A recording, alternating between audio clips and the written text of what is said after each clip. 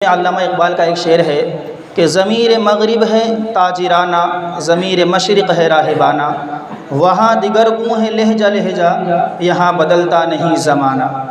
کنارے دریا خضر نے مجھ سے کہا بانداز محرمانہ، سکندری ہو قلندری ہو یہ سب طریقے ہیں ساحرانہ۔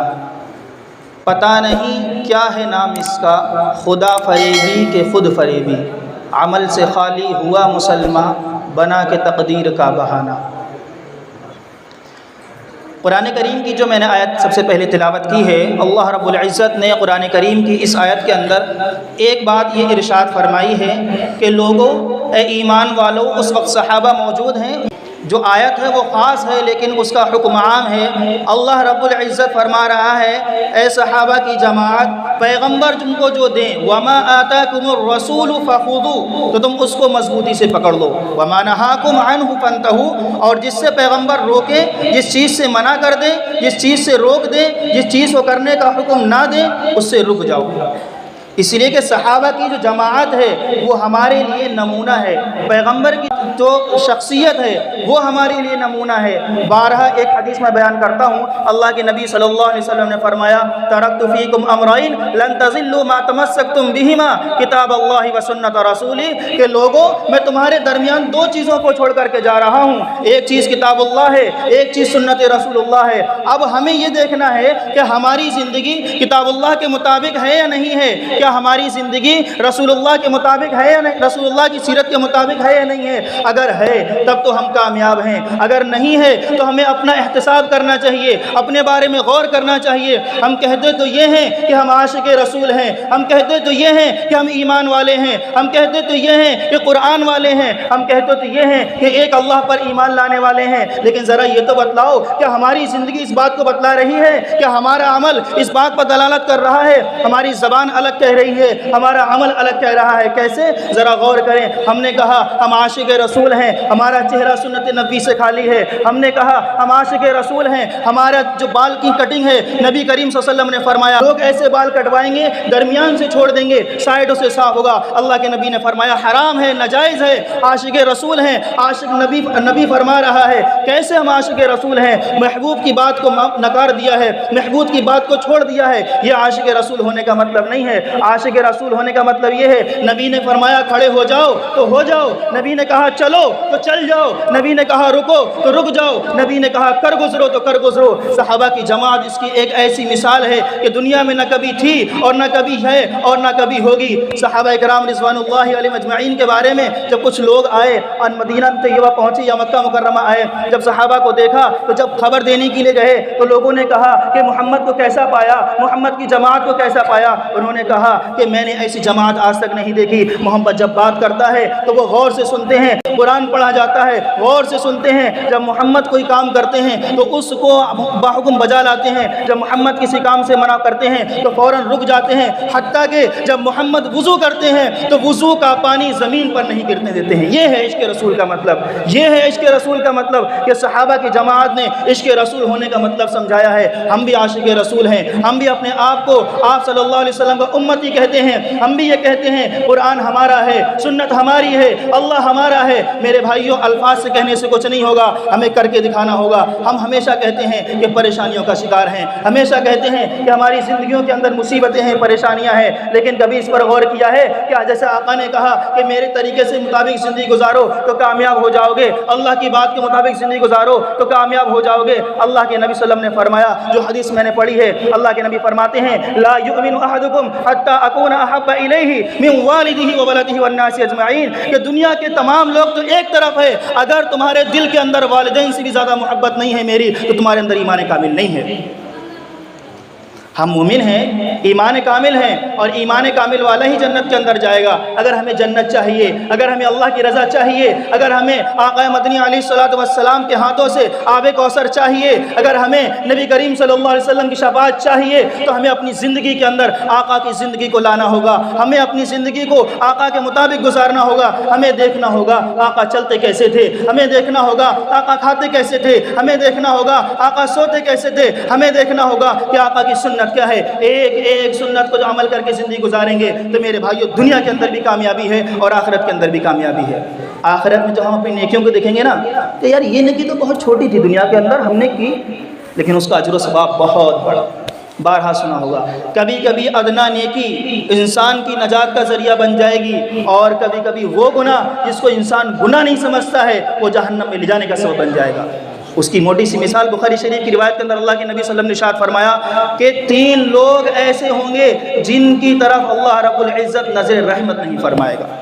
ان میں سے ایک وہ ہے کہ جس کا تہمت، جس کی لنگی، جس کی پینٹ، جس کی پتلون، جس کا جوگر، جس کا پائجامہ، جو کچھ بھی وہ پہنتا ہو ٹخنوں سے نیچے ہو، اللہ رب العزت کل قیامت میں رحمت کی نظر نہیں فرمائیں گے۔ آپ دیکھیں کتنا چھوٹا سا عمل ہے، اگر تھوڑا سا اوپر ہو جائے تو کیا بگڑ جائے، اور نیچے ہو گیا تو کیا کوئی ایوارڈ مل گیا، کوئی انعام مل گیا، کسی نے تعریف کر دی؟ نہیں، بس نفس کے اوپر ہے، نفس نے کہا ہے، پہنا ہے، شیطان نے دل میں ڈال دیا ہے کہ یہی اچھا ہے، اور ہم کر گزرے ہیں۔ جب قرآن کہہ رہا ہے ان الشیطان للانسان عدو مبین، لوگوں غور سے سن لو، کان کھول کر یہ بات سن لو، شیطان تمہارا کھلا ہوا دشمن ہے۔ یا ایھا الذین آمنوا لا تتبعوا خطوات الشیطان ومن یتبع خطوات الشیطان فانہ یأمر بالفحشاء والمنکر، کہ لوگوں شیطان کے نقش قدم پر مت چلنا، لوگوں شیطان کی باتوں میں مت آنا، لوگوں اپنے نفس کی باتوں کو من ماننا، ورنہ کل قیامت کے دن خسارہ ہوگا، دنیا کے اندر بھی ذلت و رسوائی ہوگی، اور کل قیامت کا نقصان تو ایسا نقصان ہے جس کی بھرپائی نہیں ہو سکتی ہے۔ اور اگر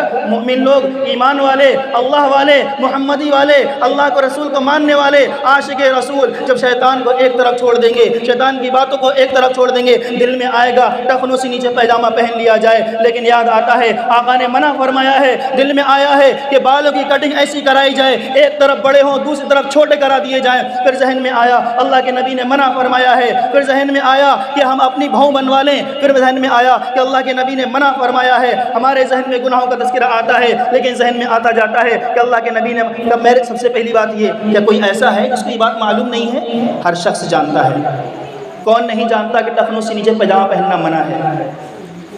دوسری جگہ اللہ کے نبی صلی اللہ علیہ وسلم نے اسی کے بارے میں فرمایا کہ وہ حصہ جو ٹخنے سے نیچے کسی تہمت سے یا کسی کپڑے سے ڈھکا ہوا ہوگا وہ قیامت کے جہنم کے اندر ہوگا۔ آپ بتائیں کیا نیک عمل، کیا سب کے سب دھرے رہ جائیں گے؟ اللہ کے نبی صلی اللہ علیہ وسلم نے اس چیز کی اتنی زیادہ تاکید فرمائی ہے، ایک صحابی آئے اور آنے کے بعد کہا یا رسول اللہ مجھے کچھ خاص نصیحت فرما دیجئے۔ کیا خاص نصیحت فرما دیجیے یا رسول اللہ، میں آپ کے پاس آیا ہوں، کچھ خاص باتیں بتلا دیجیے۔ اللہ کے نبی صلی اللہ علیہ وسلم نے اس کے اندر 3 باتیں فرمائی، اس میں سے ایک یہی فرمائی کہ اپنے ٹخنے کو کبھی بھی ڈھانپنا مت، اپنے ٹخنے کو کھلا ہوا رکھنا۔ سننے میں بہت آسان کام ہے، ایسا لگتا ہے کہ کیا ہو جائے گا، لیکن میرے بھائیوں دنیا کے اندر بھلے ہی کچھ نہ ہو، دنیا ہے ہی کیا، آج یہ زندگی ہے، اب کل نہ رہے، صبح نہ رہے، رات گزرے نہ گزرے، اور دنیاوی زندگی کامیابی بھی کوئی کامیابی نہیں ہے، نہ دنیاوی زندگی کوئی زندگی ہے۔ جب قرآن نے اصول بیان کیا، قرآن نے کہہ دیا اصل کامیابی صرف وہ کامیابی ہے جو آخرت کی کامیابی ہے۔ قرآن نے کہا والذی خلق الموت والحیات لیبلوکم ایکم احسن عملا، لوگوں نے زندگی دی ہے، جو موت دی ہے، اس کا مقصد یہ ہے زندگی دی دنیا میں جاؤ، رب کی بات مانو، رب کے ہو جاؤ، رسول اللہ کے ہو جاؤ، سنت کو اپنا لو، صحابہ کو مان لو، تو کل قیامت کے دن تم میری رضا پا جاؤ گے، کل قیامت کے دن تمہیں جنت مل جائے گی۔ لیکن اگر تم نے دنیا کے اندر نافرمانیاں کی ہیں، اگر تم نے دنیا کے اندر جا کے بعد میری بات کو نہیں مانا ہے، تو کل قیامت میں میرا عذاب بھی بہت دردناک ہے، میرا عذاب بھی بہت سخت ہے، میری پکڑ بھی بہت سخت ہے۔ ان بطش ربک لشدید، اللہ نے کہا جب میں کوڑا برسانے پہ آؤں گا تو کوئی رحم نہیں ہوگا۔ اللہ کی ایک صفت کیا ہے؟ عادل بھی ہے۔ میں بارہا یہ بات کہتا ہوں کہ اللہ کی صفت رحمان ہے، رحیم ہے، حلیم ہے، ودود ہے، غفور ہے، غفار ہے، لیکن یہ بھی ذہن میں رکھنی چاہیے کہ اللہ کی صفت جبار بھی ہے، قہار بھی ہے، اور اللہ کی صفت وہ بھی ہے عادل بھی ہے، اور اللہ ایک جاننے والے کو، ایک عمل کرنے والے کو، ایک متقی پرہیزگار کو اور ایک فاسق و فاجر کو کبھی بھی ایک سا حصہ نہیں دے گا کل قیامت کے دن۔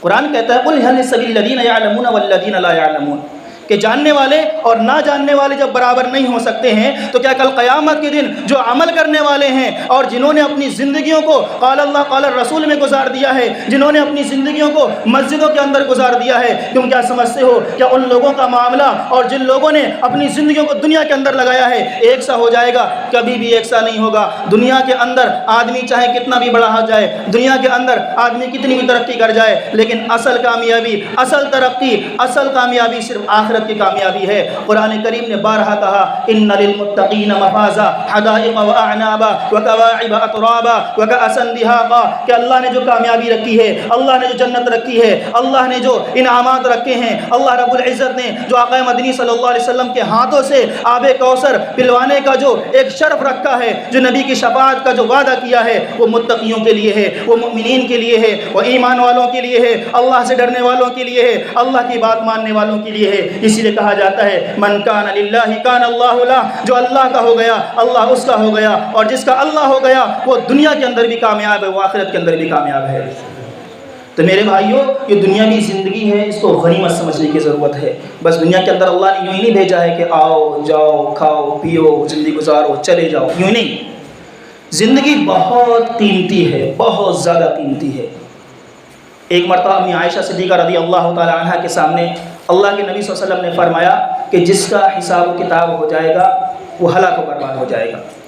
جبکہ ہم سنتے آئے ہیں، کبھی تفسیر میں سنتے ہیں یا بیانات میں سنتے ہیں کہ بہت سے لوگ وہ ہوں گے جن کا نامہ اعمال داہنے ہاتھ میں دیا جائے گا، بہت سے وہ ہوں گے جن کا نامہ اعمال بائیں ہاتھ میں دیا جائے گا۔ پھر کہا گیا کہ جن کا نامہ اعمال داہنے ہاتھ میں ہوگا وہ کامیاب ہوگا، اور جس کا نامہ اعمال بائیں ہاتھ میں ہوگا وہ ناکام ہوگا۔ تو اس سے پتہ تو چلتا ہے کہ حساب کتاب ہوگا اور لوگ کامیاب بھی ہوں گے، اور آپ یہ فرما رہے ہیں آقا کہ اگر جس کا حساب و کتاب ہو گیا تو وہ ناکام ہے، وہ تباہ و برباد ہو جائے گا۔ امی عائشہ صدیقہ رضی اللہ تعالیٰ فرماتی ہیں ایسا کیا وجہ ہے کہ سمجھ میں نہیں آئی بات۔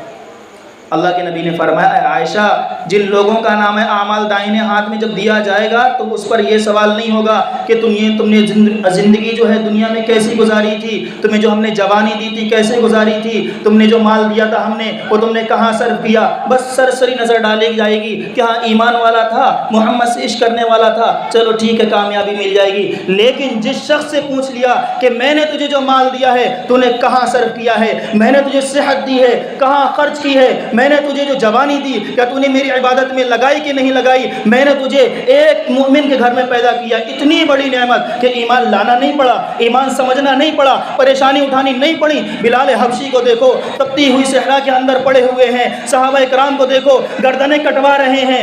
اماں حضرت سمیہ رضی اللہ تعالی عنہ پہلی شہیدہ ہیں جن کو شہید کر دیا گیا، کس کی خاطر؟ کیا حضرت حسین نے اپنی گردن اسی لیے کٹوائی تھی کہ اپنے نانا کے دین کو یوں ہی ضائع ہو جانے دیں؟ کہ ابوبکر صدیق رضی اللہ تعالیٰ سے لے کر کے اور دیگر صحابہ کرام رضوان اللہ علیہم اجمعین کہ انہوں نے قربانیاں نہیں دی ہیں؟ اور کون نہیں جانتا ہے؟ کیا ہم نہیں جانتے ہیں کہ بلال حبشی کو تڑپایا گیا، صحابہ کرام کو تڑپایا گیا، حتیٰ کہ آقا مدنی صلی اللہ علیہ وسلم جب خانہ کعبہ کے اندر نماز پڑھنے کھڑے ہوتے ہیں، آپ کے جب سجدے میں جاتے ہیں، آپ کے اوپر اونٹ کی اوجڑی رکھ دی جاتی ہے، آپ کا دم گھٹنے لگتا ہے۔ کیا محمد اس بات پر قادر نہیں ہے کہ رب کے سامنے ہاتھ اٹھا دے اور امت کو ہلاک و برباد کر دے؟ لیکن محمد نے ایسا نہیں کیا، اس لیے کہ امت سے محبت ہے، امت کے ساتھ تعلق ہے، وہ چاہتا ہے کہ میری امت بخشی جائے، وہ چاہتا ہے کہ میری امت جو اس وقت موجود ہے وہ آنے والے کو پیغام دے، آنے والے اس سے آنے والے کو پیغام دے، اور یہ سلسلہ چلتا رہے، کیونکہ اللہ کے نبی نے یہ بھی فرمایا ہے کل قیامت کے دن میدان محشر جب برپا ہوگا میری امت کی تعداد سب سے زیادہ ہوگی۔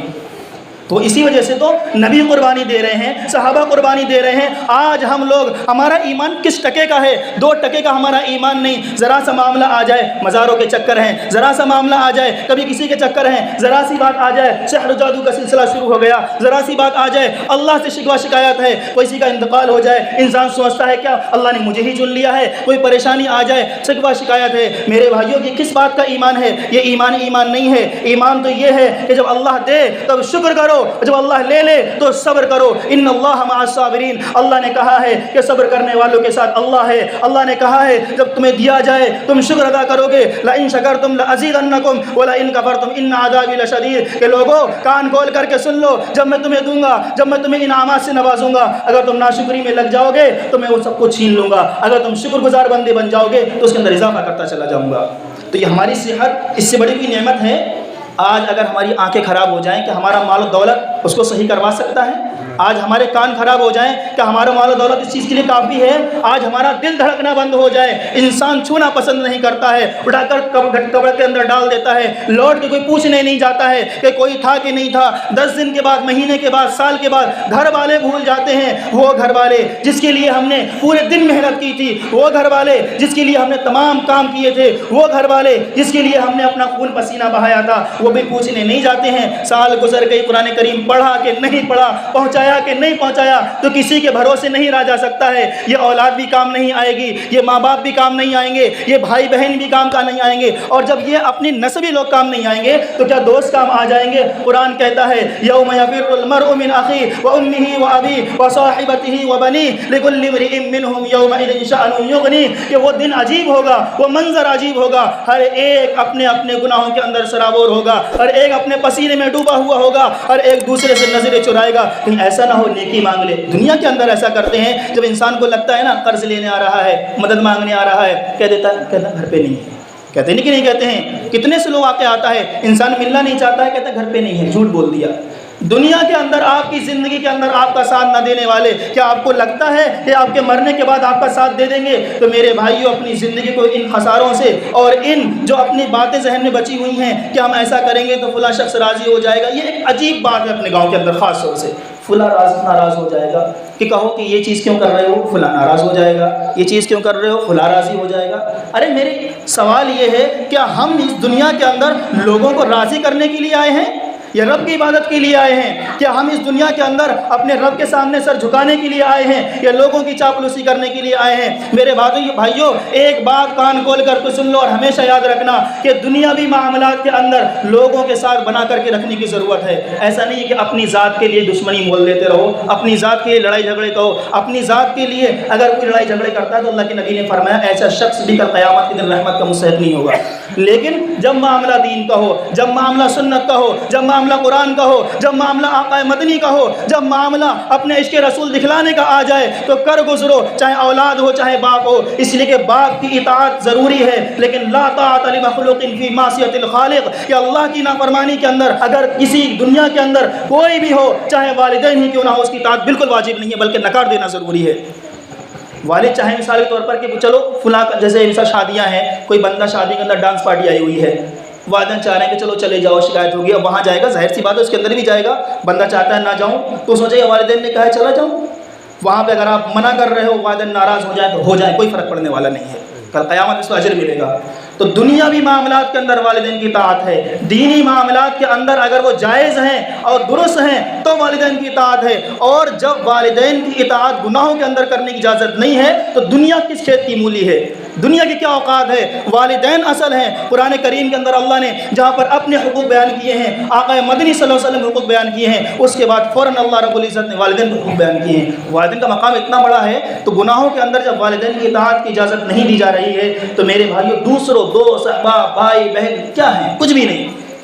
تو دنیا کے اندر جو ہم آئے ہیں اس وقت کو غنیمت سمجھیں، اور جو رمضان مبارک کا آخری عشرہ چل رہا ہے یہ بہت بڑی نعمت ہے۔ دنیا کے کتنے لوگ ہیں، بہت سے لوگ دنیا کے اندر آئے، 11 مہینے گزرے چلے گئے دنیا کے اندر سے، اس لیے قرآن نے کہا فَإِذَا جَاءَ أَجَلُهُمْ لَا يَسْتَأْخِرُونَ سَاعَةً وَلَا يَسْتَقْدِمُونَ، ایک لمحہ مہلت نہیں ملنے والی ہے۔ تو جو وقت ہے ابھی ہے، کچھ کرنا ہے ابھی کرنا ہے، اپنے آپ کو بنانا ہے ابھی بنانا ہے۔ قرآن نے کہا وَتُوبُوا إِلَى اللَّهِ جَمِيعًا، کہ لوگوں اللہ سے توبہ کر لو، اللہ رب العزت بہت زیادہ معاف کرنے والا ہے۔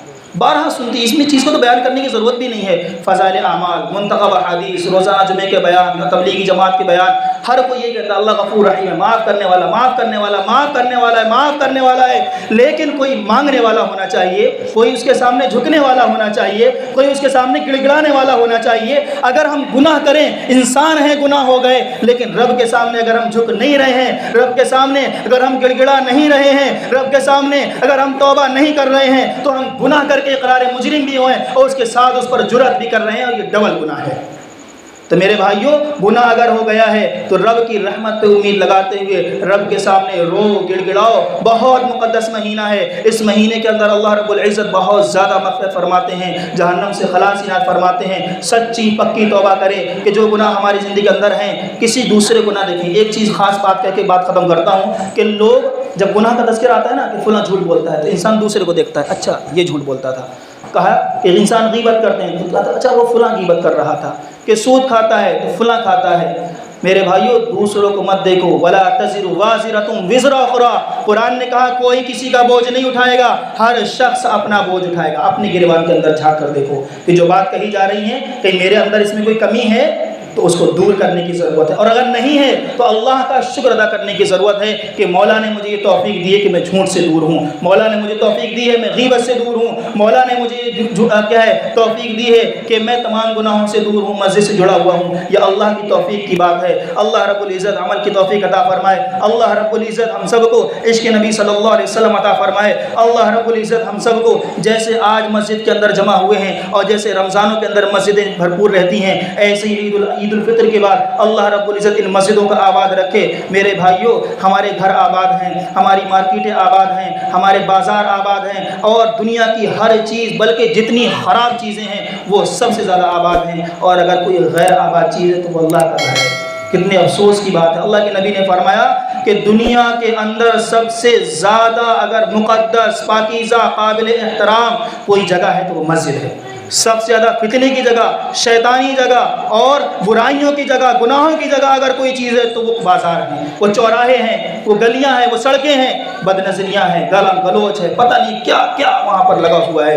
تو میرے بھائیوں رمضان مبارک کا مقدس مہینہ ہے، اس کو غنیمت سمجھیں اور اللہ سے سچی پکی توبہ کر کے اٹھیں کہ اللہ رب العزت انشاءاللہ آگے جو زندگی گزرے، اللہ رب العزت نے جو زندگی گزارنے کا طریقہ بتایا ہے اس طریقے سے زندگی گزاریں گے اور علماء سے ربط میں رہا کریں۔ میں چیز ہمیشہ کہتا ہوں، آج کا یوٹیوب کا دور ہے، کوئی کچھ بھی کہنے کو لگا ہوا ہے، آدمی کچھ بھی سنتا ہے اسے نکالا فلاں نے یہ کہا، فلاں نے یہ کہا۔